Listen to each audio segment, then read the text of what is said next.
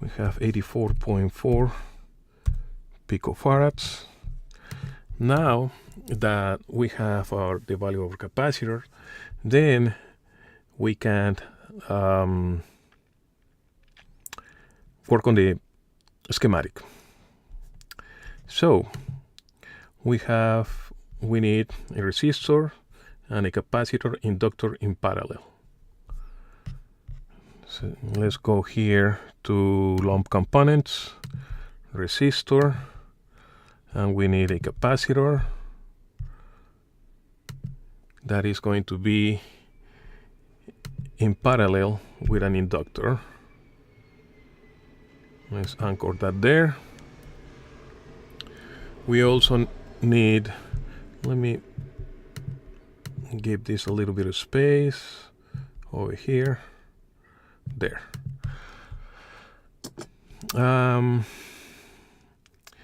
We need a source, which is going to be an AC source. Let's move this over there. Okay, and let's get our ground together. Oh, let's connect the nodes. There, here, and here. And let's get a ground coming up. Let's place it there and there.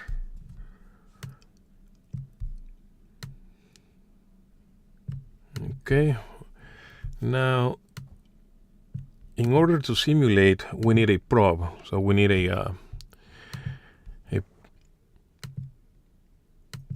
we need to read some values at the output. Okay, I'm gonna leave this here. I'm gonna remove this guy and connect the probe to the output. There we go.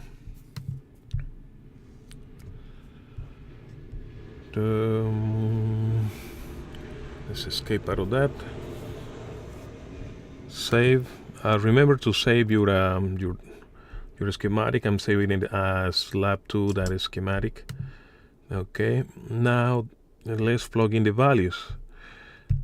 From the lab, we had a 33 k ohm resistor. The capacitor that we just found is, I think, 84.4 pico. The inductor is 300 microhenries, so that'll be 300 with a lead N, insert U. Notice that there is always a space between the value and the magnitude of the scale of the component. Okay, now we need a simulation. We will use AC simulation. Let's bring it up there. Bring it down a little. And from the lab, if you guys remember, we had a starting point of 500 kilohertz. Always remember to leave a space between the value and the symbol. And the stop frequency was 1.5 megahertz.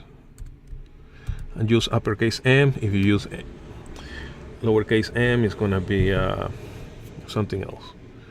Now we need to hear the number of points.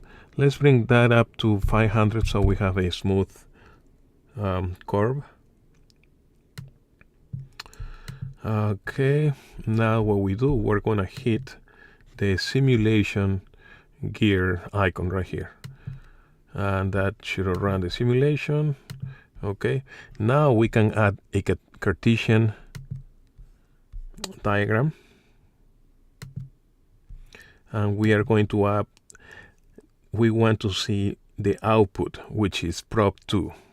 Okay, that is prop 2, and there it is. This is what we did in the lab.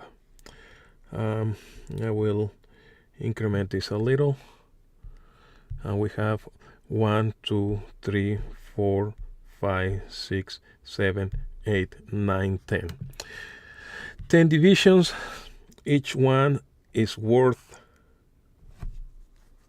100 kilohertz, because 500 or 0.5 meg to 1.5 meg, we have a window size of 1 megahertz from end to end.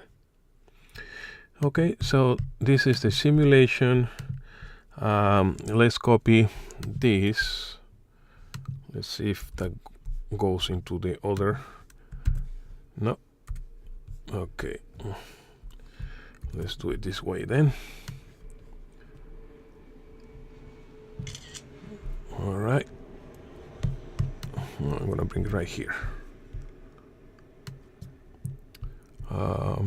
Let me lock the ratio so we don't lose the ratio. Okay.